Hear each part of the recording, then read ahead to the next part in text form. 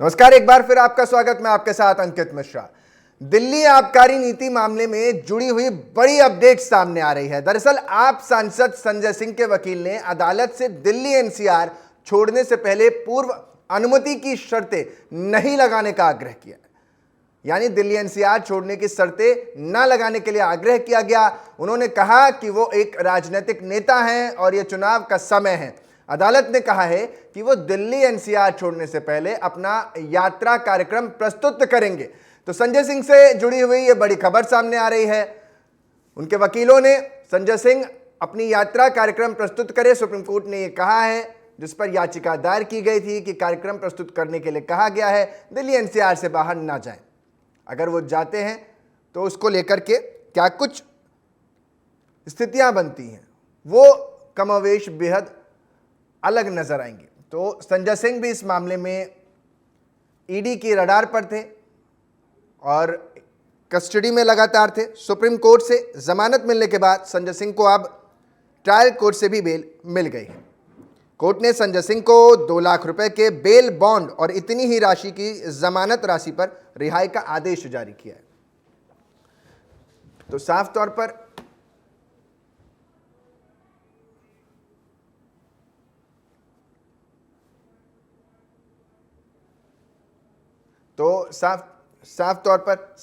साफ तौर पर बड़ी तस्वीर, साफ तौर पर ये अपने आप में बड़ी तस्वीर आज आम आदमी पार्टी के लिए राहत भरी खबर है।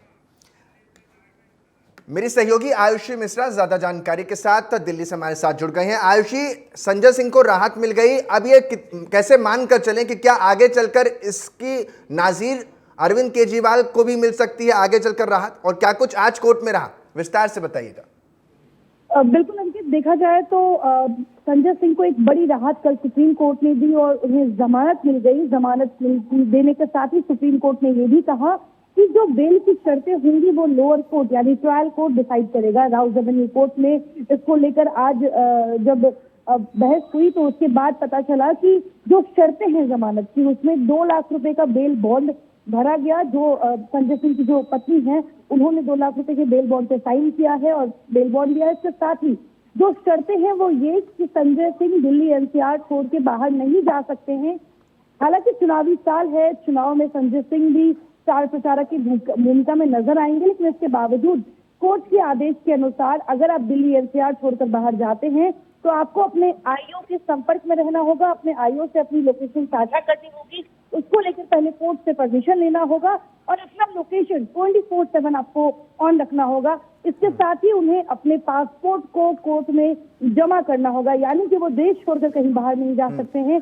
दिल्ली एनसीआर से अगर वो बाहर जाते हैं तो उन्हें उसके लिए अनुमति लेनी पड़ेगी और अपने आईओ के साथ हर दिन टच में रहना पड़ेगा। अगर जैसा कि आप कह रहे हैं कि अनुमति लेनी पड़ेगी, तो क्या चुनाव प्रचार के अगर लिए बाहर जाते हैं तो क्या इसके लिए भी अनुमति पहले लेनी पड़ेगी?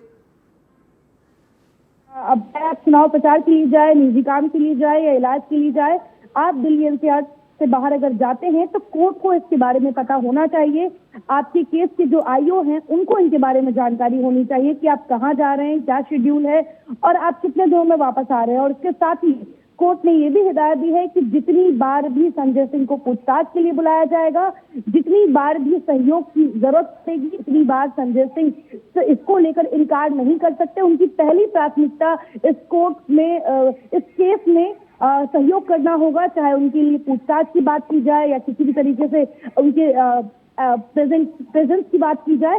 तो ये तमाम शर्तें हैं जो संजय सिंह को माननी होगी, तभी उन्हें जमानत मिली है। हालांकि 2 घंटे लगेंगे। अभी तक आपको मैं बता दूं, तिहाड़ जेल के पास अभी तक इनके जेल बॉन्ड की कोई जानकारी नहीं गई है कि इन्हें बेल मिल गई है। आयुषी, हम आपके पास लौटेंगे, आप लगातार बने रहिए। जरा वो बयान सुनवाते हैं कि संजय सिंह के वकील ने इस मौके पर क्या कुछ कहा है। जब सुप्रीम कोर्ट ने जमानत दी तो कहा कि जो शर्तें हैं वो ट्रायल कोर्ट लागू करेगा, तय करेगा। तो किन शर्तों पे अब संजय जी को जमानत मिली है? आज ट्रायल कोर्ट ने बेल की कंडीशंस जो हैं वो क्रिस्टलाइज किया। तो उसमें जो कंडीशंस हैं वो सबसे पहले तो 2 लाख रुपीज़ का श्योरिटी जो है, अमाउंट ऑफ 1 श्योरिटी वो निर्धारित किया है। दूसरा उनके पासपोर्ट को कोर्ट ने कहा है कि आप इनको कोर्ट में डिपॉजिट करेंगे और कंट्री आप लीव नहीं करेंगे, मतलब देश छोड़ के नहीं जाएंगे। और तीसरा जो कंडीशन है वो जो सुप्रीम कोर्ट ने कंडीशन लगाई थी कि आप अपनी भूमिका को लेकर, इस केस में जो आपकी भूमिका है उसको लेकर जो है आप कोई बात नहीं करेंगे, वो जो सुप्रीम कोर्ट की कंडीशन है वो यहाँ पे भी वो कंडीशन है। और चौथी कंडीशन ये है जो कोर्ट ने लगाई है, वो ये कहा है कि आप अगर कहीं पे बाहर जाते हैं दिल्ली के, तो आपका जो शेड्यूल है वो आप जो है जो इन्वेस्टिगेटिंग ऑफिसर है इस केस का, उससे आप शेयर करेंगे। कल एक बात को लेकर बड़ी चर्चा थी कि राजनीतिक जो गतिविधियां हैं उसमें संजय सिंह हिस्सा ले पाएंगे, तो क्या जो डिटेल्ड ऑर्डर आया है इसमें उसका कुछ जिक्र या कुछ पाबंदी या कुछ अनुमति ऐसा कुछ है? नहीं, हमने कोर्ट के समक्ष जो हमारी सबमिशंस थी और कोर्ट के जो ऑर्डर्स हुए हैं, कंडीशंस जो ओरली कहा है, अभी ऑर्डर तो we are waiting for the order to come, but अभी तक जो है इस बाबत कोई भी जो है रेस्ट्रिक्शंस नहीं है। क्या आज ही कितने बजे तक छूट सकते हैं, थोड़ा कुछ आइडिया हो तो? यहाँ से रिलीज ऑर्डर बन जाएगा और ये तिहाड़ जेल में जाएगा, इसमें जितना भी वक्त लगेगा, लेकिन हम एक्सपेक्ट कर रहे हैं कि आज आफ्टरनून में वो छूट जाएंगे। मेरे सहयोगी आयुषी ज़्यादा जानकारी के साथ हमारे साथ जुड़े हुए हैं। आयुषी, देखिए संजय सिंह के वकील जो हैं वो भी इस बात का जिक्र कर रहे हैं जिसका जिक्र आप कर रही हैं कि जो शर्तें लगा दी हैं और जिस तरीके से पासपोर्ट जब जमा हो जाता है तो वो ये भी कहते नजर आ रहे हैं कि सांसद हैं, भगोड़े नहीं हैं कि कहीं भाग जाएं। तो ऐसी स्थिति क्यों आती है आयुषी, जब कोर्ट को ये कहना पड़े कि आपको सशर्त ही जमानत मिलेगी? देखिए अंकित, कानून में कुछ चीजें ऐसी हैं जो सबके लिए बराबर है, चाहे वो संजय सिंह हो या कोई आम व्यक्ति। अगर उनके ऊपर ईडी सीबीआई द्वारा ऐसे गंभीर आरोपों में केस दर्ज है और अदालत इसके बावजूद उन्हें अगर थोड़ी राहत देती है, जमानत देती है, तो अदालत कुछ शर्तें भी रखती है, चाहे आप किसी भी पद पर हो, लेकिन ये शर्तें आपके लिए माननी उतनी ही जरूरी हो जाती है, जिसकी वजह से भले उन्हें कहा जाए कि वो भगोड़े नहीं है, लेकिन वो इस केस के आरोपी हैं, जिसकी वजह से वो शर्तें उनके लिए मानना उतना ही जरूरी है। और आपको बता दूं कि उन्हें पासपोर्ट जमा करना है, यानी वो देश से बाहर तो नहीं जा सकते, लेकिन वो दिल्ली एनसीआर से बाहर अगर वो जाना चाहते हैं अपने काम के सिलसिले में, राजनीतिक यात्रा के सिलसिले में, तो उसके लिए उन्हें बस कोर्ट को सूचित करना होगा, कोर्ट के सामने एक वैलिड पॉइंट रखना होगा। उसके बाद उन्हें कोर्ट से उस चीज की इजाजत जरूर मिल जाएगी, क्योंकि वो एक राजनीतिक पार्टी से जुड़े हुए हैं, एक बड़े चेहरे हैं, उनकी बयानों की कहीं ना कहीं जो चर्चा है वो अक्सर रहती है। और ऐसे में संजय सिंह को ये भी साफ तौर पर हिदायत दी गई है कि वो अपने केस से जुड़े किसी भी मसले पर कोई भी टिप्पणी या बयान नहीं देंगे। यानी कि या तो अगर संजय सिंह की अगर बात कर ले तो वो चारों तरफ हमेशा मीडिया से जुड़े रहते हैं, एक बड़े नेता हैं, राजधानी दिल्ली में हैं, तो साफ तौर पर उनके लिए है कि अगर उन्हें राहत मिली है तो इसका मतलब ये नहीं कि उसका नाजायज फायदा उठाए और अपनी बेगुनाही के सबूत अपनी जुबान से मीडिया के सामने दे। उनका कहना है ये मामला कोर्ट में है तो कोर्ट डिसाइड करेगा। ठीक है, ईडी ने जब ये पूरा प्रकरण चल रहा था तो जो उनको बेल भी मिली है उसका आधार भी यही बना कि ईडी ने कोई इस पर अगेंस्ट नहीं गई, उसने कुछ नहीं कहा, मतलब इनकी बेल को कंडम करने की कोशिश नहीं की। तो ऐसे में क्या ये मानकर चलें कि हो सकता है कि आगे चल करके मनीष सिसोदिया के केस में या किसी अन्य के केस में इस तरीके से ईडी अगर विरोध ना करे तो जमानत मिल जाए? देखिए, कोर्ट जब इन्हें जमानत दे रही थी उस वक्त ही कोर्ट का ये वर्डिक्ट था कि हम संजय सिंह को जिल्दी आधारों पर राहत और रिहाई दे रहे हैं, इसको दूसरे केसेस में या दूसरे आरोपियों के लिए आप एक उदाहरण न समझें। यानी कि संजय सिंह को जमानत मिली है, उस ग्राउंड पर चाहे वो अरविंद केजरीवाल का केस हो या मनीष सिसोदिया को, हालांकि सब एक ही केस में क्या कहते हैं आरोपी है, लेकिन इसके बावजूद संजय सिंह को जिस बिना पर जमानत मिली है उसी आधार पर आप अरविंद केजरीवाल की जमानत याचिका दाखिल नहीं कर सकते, अरविंद केजरीवाल को लेकर आप ग्राउंड सेट नहीं कर सकते कि संजय सिंह को हमने इसी आधार पर जमानत दी है, तो हमें अरविंद केजरीवाल और मनीष सिसोदिया को भी इसी आधार पर जमानत देनी चाहिए। कोर्ट ने साफ शब्दों में कहा है कि इस जमानत को उदाहरण न बनाए किसी अन्य आरोपी के लिए। तो साफ तौर पे अंकित, भले एक आम आदमी पार्टी को बड़ी राहत मिली है क्योंकि तमाम बड़े चेहरे सलाखों के पीछे हैं, सरकार कैसे चलेगी, चुनाव कैसे लड़ेगी, इंडिया अलायंस में एक मुक्त दल के रूप में आम आदमी पार्टी है, लेकिन ऐसे में संजय सिंह जब बाहर आए हैं तो सबसे बड़ी राहत यह है कि संजय सिंह वो नेता है जो मुखरता के साथ बीजेपी पर हमेशा सवाल करते आए हैं, कई नीतियों पर सवाल उठाते आए हैं, और वो मीडिया फ्रेंडली हैं, वो जनता के बीच में रहते हैं। वो एक सवाल जो निकलता है कि आप राहत कह रही हैं, और कल इसका जिक्र मैंने एक पोस्ट पढ़ रहा था जिसमें राघव चड्ढा ने भी कहा कि भारत की जीत हुई और आम आदमी पार्टी की जीत हुई, राहत की खबर है। लेकिन ये फिर कैसी, ये तो एक तरीके से हम कहेंगे इसको फौरी राहत है, एक नेता के लिए है, अन्य नेताओं पर तो इसका कोई प्रभाव पड़ेगा ही नहीं। तो ऐसे में आम आदमी पार्टी अगर कह रही है कि उसको राहत मिली है, तो ये कितनी लंबी राहत चलने वाली है या कितने और केसेस में शामिल होगी, ये तो अपने सवालिया निशान में खड़ा हो रहा है। पीएमएलए कानून के तहत जमानत मिलना सच में एक बड़ी राहत होती है, क्योंकि इस कानून के तहत जमानत मिलना उतना ही मुश्किल है जितना मुश्किल ईडी के लिए इस केस को साबित करना है। क्योंकि जिस तरीके से देखा जाए, पीएमएलए कानून में एक आरोपी को खुद साबित करना होता है कि वो इसमें उन्होंने कोई दोष नहीं किया है, उन्होंने कुछ गलत नहीं किया है। वहीं ईडी और सरकारी एजेंसियां उनके खिलाफ सबूत इकट्ठा करने में लगी होती है, जिसकी वजह से इस कानून के तहत आपको राहत मिलना, जमानत मिलना ना के बराबर होता है। लेकिन अगर उन्हें जमानत दी गई है तो ये सच में एक बड़ी राहत है। लेकिन अगर अरविंद केजरीवाल और मनीष सिसोदिया के केस की बात कर ले, तो आपको बता दें कि अरविंद केजरीवाल को मुख्य साजिशकर्ता के तौर पर ईडी ने कोर्ट में पेश किया है। उनका साफ कहना है कि जो पैसे लिए गए हैं, जो ठीक है, आज देखना दिलचस्प होगा आयुषी कि आज हाईकोर्ट में अरविंद केजरीवाल को लेकर के क्या कुछ होता है। बहुत बहुत शुक्रिया आयुषी। अगली खबर महाराष्ट्र से है, जहां भाजपा को एक बड़ा झटका लगा है। आज दोपहर करीब 12 बजे के आसपास उद्धव ठाकरे के समक्ष बीजेपी छोड़कर ठाकरे का दामन, यानी उद्धव ठाकरे का दामन थामते नजर आएंगे भाजपा के सांसद, महाराष्ट्र के जलगांव के वर्तमान बीजेपी सांसद उन्मेष पाटिल। साफ तौर पर और रोल्ला के पूर्व महापौर करण पवार आज मातोश्री में शिवसेना प्रमुख उद्धव ठाकरे की उपस्थिति में शिवसेना परिवार में शामिल हो जाएंगे, यानी महापौर भी इसमें शामिल होंगे। प्रवेश कर रहे संजय राउत ने इस मौके पर ट्वीट करके जानकारी साझा की है। आपको बता दें कि महाराष्ट्र के जलगांव में बीजेपी का काफी वर्चस्व था, टिकट कटने से नाराज नजर आए सांसद अब उसके बाद उद्धव ठाकरे का दामन थामने जा रहे हैं, और भाजपा को अपने आप में बड़ा नुकसान, राजनीतिक नुकसान साफ तौर पर देखने को मिलेगा। संजय राउत का ट्वीट दिखा रहा है, शिवसेना उद्धव यूबीटी ग्रुप के नेता है संजय राउत, जिनका ट्वीट।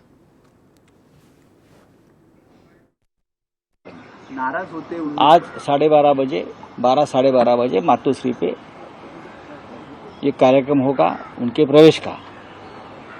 शिवसेना पक्ष प्रमुख उद्धव ठाकरे जी के उपस्थिति में उन्मेष पाटिल जी और उनके सभी साथी आज पार्टी में प्रवेश लेंगे, पार्टी से जुड़ जाएंगे और उनके ऊपर पार्टी की जिम्मेदारी दी जाएगी। पतझड़ की शुरुआत देखते हैं आप सब। पतझड़ नहीं है, पूरा पेड़ ही टूटने वाला है नीचे से।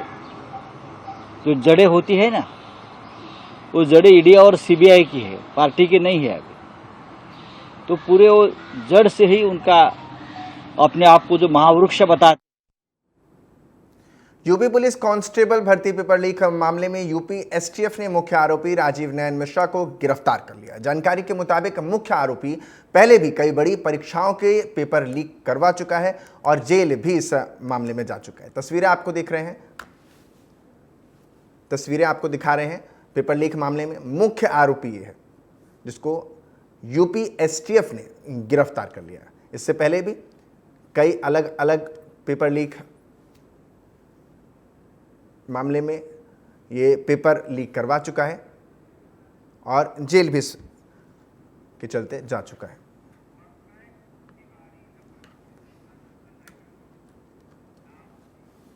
मेरे सहयोगी पंकज तिवारी ज्यादा जानकारी के साथ हमारे साथ लखनऊ से जुड़ गए हैं। पंकज, पेपर लीक मामले में मुख्य किंगपिन अब इस वक्त पुलिस यानी एसटीएफ के गिरफ्त में है। कहां से इसको पकड़ा गया, कितने लोग इसमें शामिल बताए जाते हैं?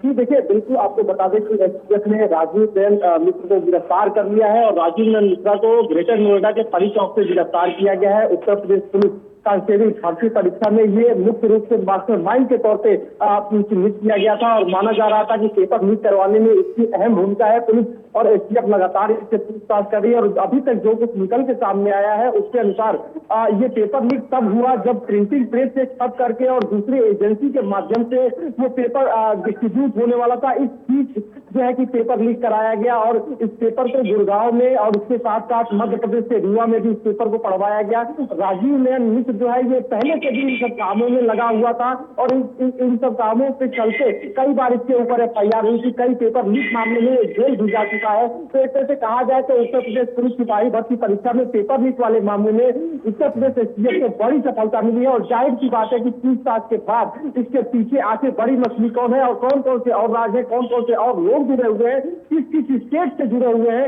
ये सब पर्दाफाश हो जाएगा। ये जिस तरीके से बताया जा रहा है कि ये सिर्फ इसी बार का यूपी के पेपर लीक करवाने में इसका हाथ नहीं था, इससे पहले भी इसी तरीके से साजिश करते हुए पेपर लीक करवाने में इसकी अहम भूमिका रही है। जी देखिए, आपको बता दें कि जिस हिसाब से आज एसटीएफ की पूछताछ हुई और एसटीएफ के द्वारा जो सूचना दी जा रही है उसके अनुसार चूंकि ये राजीव के ऊपर तमाम तरह के आरोप हैं और पहले भी एमएसएम घोटाले में ग्वालियर और यूपी के पेपर लीक कराने में इसकी अहम भूमिका रही है और इस सिलसिले में ये जेल भी जा चुका है। लेकिन पुलिस भर्ती परीक्षा में आपको बता दें कि ये राजीव को थाना कंकर खेड़ा मेरठ में क्राइम केस नंबर 166/24 के अंतर्गत धारा 130, 420, 467, 468, 471 और 120 आईपीसी 2, 3, 7, 9, 8 और 9 में ये वांछित था। तो कहीं ना कहीं पुलिस को बड़ी सफलता मिली है। और एक तरह से देखा जाए तो सवाल ये उठता है कि अगर ये स्टाफ का बंदा था तो क्या स्टाफ के कई अन्य लोग भी इसमें संलिप्त हो सकते हैं? बिल्कुल, क्योंकि ये एक आदमी के चलते इतना बड़ा मामला नहीं हो सकता है और इतने बड़े पेपर लीक के पीछे यूपी एसटीएफ का मानना है कि अन्य कई और भी लोग होंगे जिनके हाथ इसमें होंगे, क्योंकि ये पूरे स्टेट का पेपर था और ऐसे में 17 और 18 फरवरी को पेपर को लेकर के जिस तरह से पहले से ही ये सुनियोजित ये तरीके से ये कार्य किया गया है, यानी इसका ब्लूप्रिंट पहले ही तैयार कर दिया गया था कि पेपर को कैसे लीक आउट करना है और कैसे जब दूसरी एजेंसी लेकर के प्रिंटिंग प्रेस इसको जाएगी तो बीच के रास्ते से इसको निकालना है और वहां से सारा इनका ब्लूप्रिंट तैयार था कि कैसे कैसे इसको लीक कराया जाएगा और कैसे कैसे गुड़गांव में और साथ ही साथ मध्य प्रदेश में इसके पेपर को कैसे पढ़वाया जाएगा। तो ये पूरा एक तरह से सुनियोजित तरीका था पेपर लीक मामले का। और इससे पहले सबसे बड़ी बात यह है कि इससे पहले भी ये अध्यक्ष राजीव नयन मिश्र पहले भी कई परीक्षाओं के पेपर लीक कराने में वांछित कहा है, पकड़ा गया है, जेल भी किया है, उसके बावजूद भी ये हरकत कर रहा है। तो जाहिर सी बात है कहीं न कहीं इसके ऊपर बड़े लोगों की छत्र छाया भी होगी, क्योंकि जेल से बाहर आना और फिर दोबारा उसी गलती को दोहराना, यानी कम सजा पाया होगा जिस मामले में इसको अंदर किया गया होगा, एनएचएम वाला मामला हो या जो तमाम तरह के पेपर लीक के मामले में इसको जेल जाना पड़ा हो। तो कहीं ना कहीं बड़े लोगों को भी आप इनके ऊपर छत्र छाया होगी, जिससे चलते बार बार उसी से जुड़ी हरकत कर रहा था पेपर लीक वाले संबंध में। तो ये आज यूपी एसटीएफ को बड़ी सफलता मिली। अभी पूछताछ जारी है और बाकी कई खुलासे। ठीक है पंकज, आप नजर बनाए रहिए, क्योंकि अब एक आरोपी तो पकड़ा गया। जब एक आरोपी पकड़ा जाता है तो तमाम जो उसके लिंक होते हैं वो सारे भी खुलकर सामने आते हैं। कांग्रेस के पूर्व अध्यक्ष और वायनाड से उम्मीदवार राहुल गांधी आज लोकसभा चुनाव के लिए अपना नामांकन पत्र दाखिल करेंगे। इससे पहले उन्होंने वायनाड में एक रोड शो किया है, जिसमें उनकी बहन और पार्टी महासचिव प्रियंका गांधी वाड्रा भी उनके साथ मौजूद नजर आई है। रोड शो के बाद राहुल गांधी अपना नामांकन दाखिल करने के लिए पहुंचेंगे। तस्वीरें आपको उसी रोड शो की दिखा रहे हैं।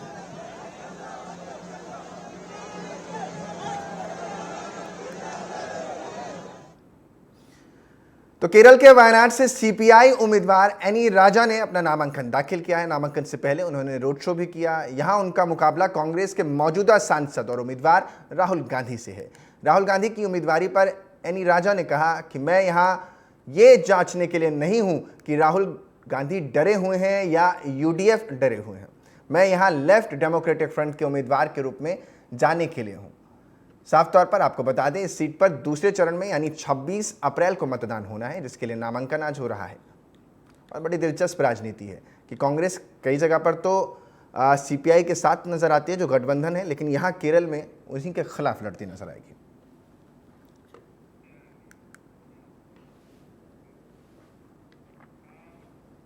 खबर लखनऊ से है, जहां लोकसभा चुनाव के लिए बहुजन समाजवादी पार्टी ने स्टार प्रचारकों के लिए जारी कर दी है। इनमें मायावती, आकाश आनंद और राष्ट्रीय महासचिव सतीश चंद्र मिश्रा का नाम भी शामिल है। आपको बता दें कि मायावती खुद प्रदेश भर में ताबड़तोड़ रैलियां इस मौके पर करती नजर आएंगी।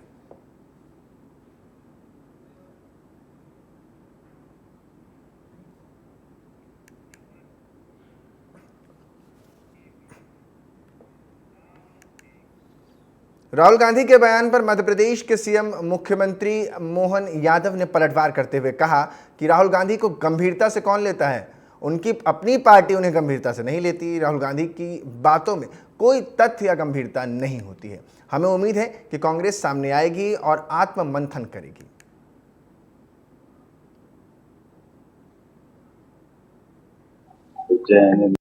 राहुल की बात को भरोसा कौन करता है? राहुल जो बोलते हैं उसमें कोई तथ्य होता नहीं, न गंभीरता होती है। उनकी खुद की पार्टी उनको गंभीरता से नहीं लेती तो कोई कैसे क्या करेगा। मैं आज जबलपुर के दौरे के बाद माननीय राष्ट्रीय अध्यक्ष की सफल प्रवास के बाद मैं यहाँ से मालवा जा रहा हूँ। उज्जैन, इंदौर अलग अलग कार्यक्रम रहेंगे और जिस प्रकार से चुनाव ही पारा चढ़ रहा है, मुझे इस बात की प्रसन्नता है कि कांग्रेस के अते पते नहीं लग रहे हैं। कांग्रेस बहुत पीछे रह गई, लेकिन इसका जवाबदार अगर कोई है तो राहुल गांधी है। उन्होंने कांग्रेस को गंभीरता से लिया ही नहीं, चुनाव को गंभीरता। उम्मीद करते हैं कि अभी भी समय कांग्रेस अपने अंतर विरोध से जूझते बाहर आएगी। सुप्रीम कोर्ट से आप सांसद संजय सिंह को जमानत दिए जाने पर आप नेता गोपाल राय ने कहा है कि कल एक बात साफ हो गई कि बिना किसी सबूत और आधार के आरोप लगाए गए हैं और हमारे नेताओं को गिरफ्तार कर लिया गया है। वहीं उन्होंने ये भी बताया कि आपके सभी मंत्री, विधायक, सांसद और पार्टी नेता सीएम अरविंद केजरीवाल की गिरफ्तारी के विरोध में 7 अप्रैल को जंतर मंतर पर सामूहिक उपवास रखेंगे।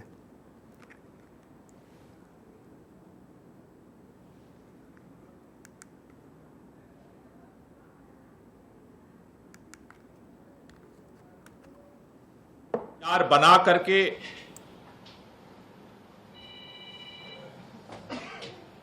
फर्जी आरोपों के आधार पर एक एक करके आम आदमी पार्टी के नेताओं को गिरफ्तार करवाया। मनीष सिसोदिया जी को गिरफ्तार किया गया, संजय सिंह जी को गिरफ्तार किया गया, सत्येंद्र जैन जी को गिरफ्तार किया गया और अब दिल्ली के मुख्यमंत्री अरविंद केजरीवाल जी को भी तिहाड़ जेल गिरफ्तार करके भेज दिया गया। लेकिन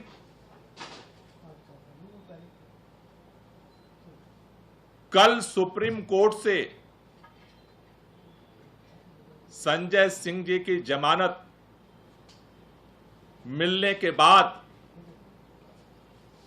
एक बात स्पष्ट हो गई है कि जो बात बार बार कही जा रही थी कि बिना किसी सबूत के, बिना किसी प्रमाण के,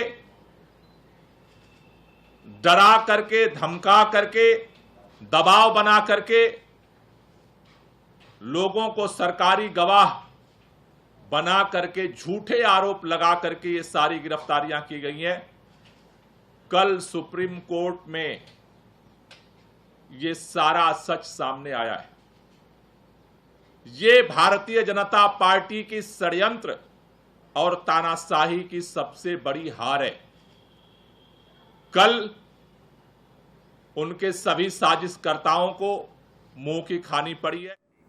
सीधा आपको हरियाणा के जगाधरी लिए चलते हैं, जहां मुख्यमंत्री नायब सिंह सैनी जनसभा को संबोधित कर रहे हैं। क्या कुछ कह रहे हैं, सुनवाते हैं आपको।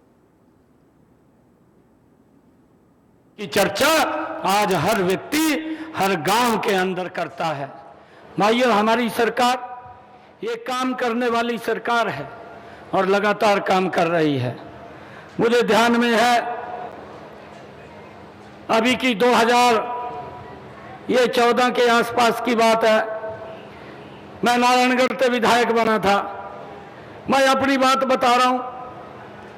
मैं हरिद्वार से चला रात के 9 बजे और जब मैं यहाँ बॉर्डर के ऊपर पहुंचा, ये यमुना का गांव क्रॉस कर दी, पहला गांव है शाहजहांपुरा शायद, यूपी शुरू होता, शाहजहांपुर गांव है। तो जब मैं 12 बजे हरिद्वार से यहां पहुंचा, रात के 12 बज गए थे, तो जाम लग रहा। तो मैंने अपने स्टाफ को कहा, मैं कहा पता तो करो, पुलिस वाले खड़े भी है, जाम कितना लंबा है। तो कहने लगे, उन्होंने पूछ कर बताया भी ये तो शुगर मिल से भी आगे थे जाम लग रहा। कहा और ये सारी रात नहीं खुलता। मैंने कहा यह तो दिक्कत है कि भी यहाँ जाम में फंसा रहना पड़ेगा। तो मैंने उनको पूछा, मैं कहा रास्ता पूछो नजदीक का और कौन सा है, दूसरा रास्ता डाइवर्ट कर देंगे। तो मेरे को कहने लगे कि आपको एक ही रास्ता है कि यहां से आपको मेरठ जाना पड़ेगा और मेरठ से शामली होकर के करनाल आना पड़ेगा। मेरे को ये बताया। मैंने सोचा, मैं कहा तो सारी रात का ही खाड़ा छिड़ गया। और मेरे ध्यान में आई बात भी, मैं कहा ये शाहजहांपुर से मैं दादूपुराट निकल जाऊंगा, एक रास्ता था वहां से। मैंने अपने स्टाफ को कहा, मैं कहा गड्डी इधर मोड़ लो और दादूपुराट निकल जाएंगे जाकर। मैं सारी रात सड़कों पर घूमता रहा, सवेरे 5 बजे दादूपुराट निकल आया। का ये हालात थे कांग्रेस के समय, ये बड़ी हालत खराब थी। परंतु आज देखते ही देखते क्या वातावरण बदला है।